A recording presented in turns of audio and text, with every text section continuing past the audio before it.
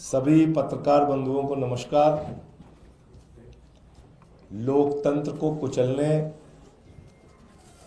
विधायकों की खरीद फरोख्त करने,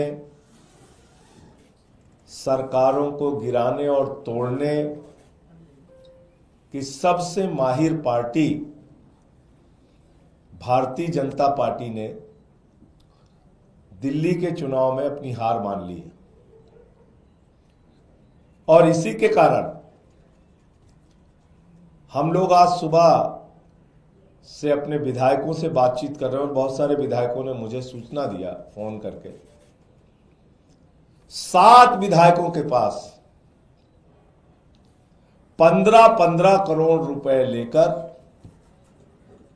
पार्टी छोड़ने का, पार्टी तोड़ने का, भारतीय जनता पार्टी में शामिल होने का ऑफर अब तक आ चुका है। 7 विधायकों के पास, आम आदमी पार्टी के 7 विधायक जो चुनाव लड़ रहे हैं, उनके पास फोन आया भारतीय जनता पार्टी के उन तत्वों के द्वारा। एक दो से मुलाकात करके भी ऑफर दिया गया कि जिसमें कि वो 15 करोड़ रुपए देने के लिए बात कर रहे हैं और आम आदमी पार्टी छोड़कर भारतीय जनता पार्टी के साथ तोड़फोड़ करके सरकार बनाने के लिए शामिल होने की बात कर रहे हैं। इस पूरे मामले में हमने अपने विधायकों को कहा है, जो हमारे चुनाव लड़ रहे प्रत्याशी, उसमें से कुछ मौजूदा विधायक हैं, कुछ चुनाव लड़ रहे हैं, सबको हमने बोल दिया है कि जितनी भी कॉल इस तरह की आए उसके ऑडियो रिकॉर्डिंग आप कीजिए और इसकी शिकायत बाकायदा, इसकी सूचना दी जाएगी, नंबर 1। और दूसरा, अगर कोई आपसे मुलाकात करके ऑफर करता है तो उसका वीडियो बनाइए हिडन कैमरा लगा के और उसकी सूचना मीडिया को और सबको फिर दी जाएगी।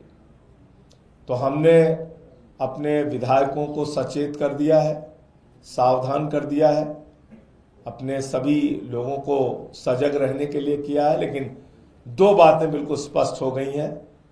नंबर 1, काउंटिंग से पहले 8 फरवरी के पहले भारतीय जनता पार्टी ने अपनी हार मान ली है, बुरी तरीके से बीजेपी हार रही है, नंबर 1।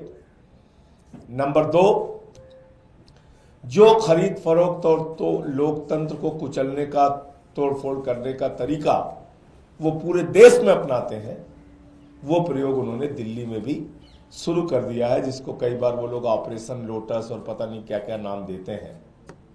तो ये 2 बहुत महत्वपूर्ण बातें थी जो आपको आपके साथ साझा करनी थी। हमने अपने विधायकों को सजग और सचेत कर दिया है कि कोई भी इस तरह की कॉल आए तो उसको रिकॉर्ड कीजिए, कोई भी ऐसे मुलाकात करने आए तो उसका हिडन कैमरा लगा के वीडियो बनाइए। संजय जी, कोई आप लोगों के पास प्रूफ है क्या? ये हर चुनाव के बाद हमने देखा है कि आम आदमी पार्टी कहती है कि ऐसा कॉल आया, ये सिर्फ इसलिए नहीं और हर चाहते कि टूट फूट ना हो, और जब हमने कहा तब हुआ। लेकिन आप लोग हमारी बातों को नजरअंदाज करते हैं। आपको शायद याद नहीं होगा कि शेर सिंह डागर नाम के एक व्यक्ति ने हमारे विधायक को पहले खरीदने की कोशिश की थी 2013 के चुनाव के बाद। उसके बाद कई और विधायकों को उस समय भी खरीद फरोख्त करने की कोशिश की गई थी भारतीय जनता पार्टी की तरफ से। इस प्रकार का प्रयोग बीच बीच में बीजेपी ने किया और 2-4 केसेस में वो सफल भी हुए। पैसे का इस्तेमाल करते हैं, जांच एजेंसियों का इस्तेमाल करते हैं। जिस चीज से भी दबाव बन जाए वो तरीका इस्तेमाल करके विधायकों को तोड़ते हैं। हमारे एमपी तोड़ लिया इन्होंने पंजाब में,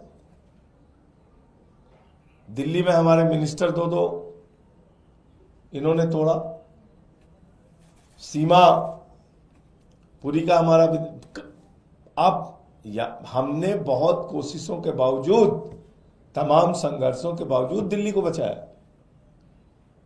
इनके प्रयास में कब कहां कमी रही? इन्होंने तो हमेशा प्रयास किया।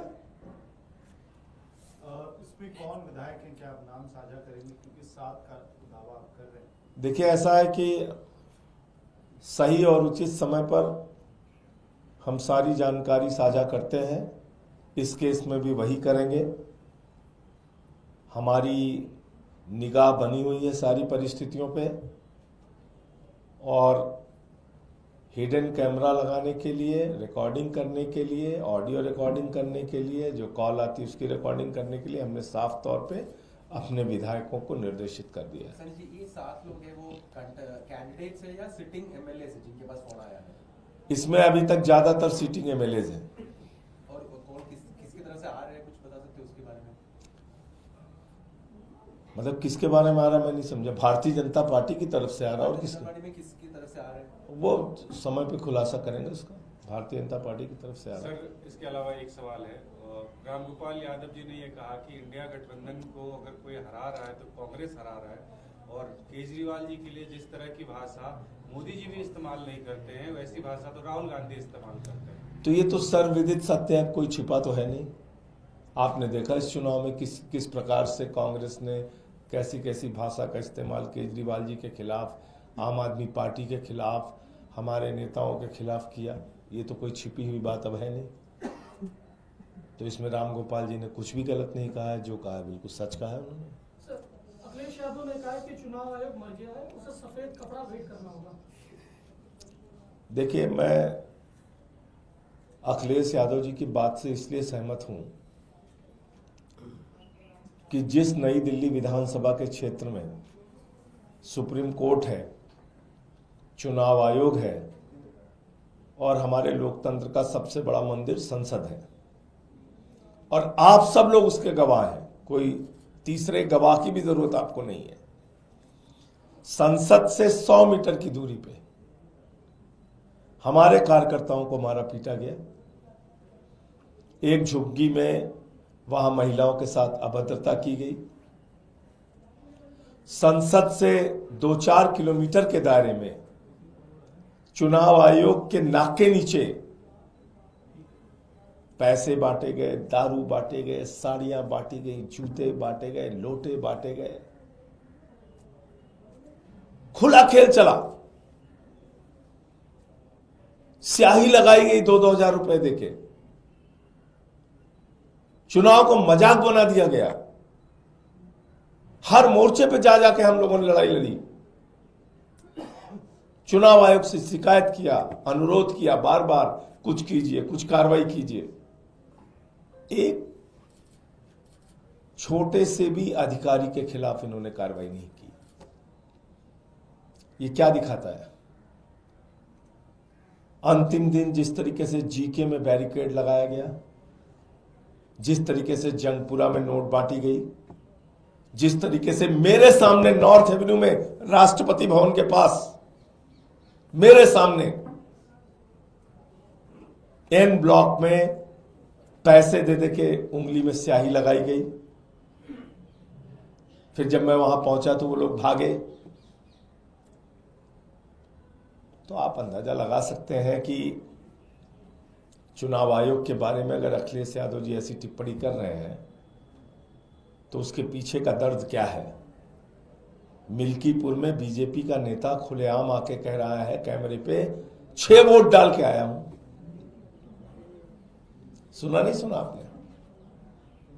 2 केंद्रीय मंत्रियों के घर में, यही दिल्ली के अंदर 33 वोट, 26 वोट, 27 वोट सांसदों के घर में बीजेपी के,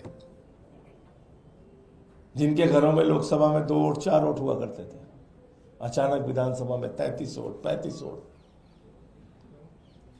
कुछ बोला चुनाव आयोग ने? कोई कार्रवाई की आपने देखा कहीं? अब बताइए। शुरुआती दौर में जब हम लोग मिले थे तो उन्होंने जरूर कार्रवाई की। फिर कहां से उनके ऊपर प्रेशर आया, क्या हुआ मुझे नहीं मालूम। फिर एकदम से चुनाव आयोग, जिसको कहते हैं कोमा की अवस्था में चला गया, फिर वहां से नहीं निकल पाया वो। सर, जो आपने कहा हॉर्स ट्रेडिंग का पॉसिबिलिटी, जैसे 7 प्रत्याशियों को फोन आए हैं, हॉर्स ट्रेडिंग की संभावना तब हो सकती है जब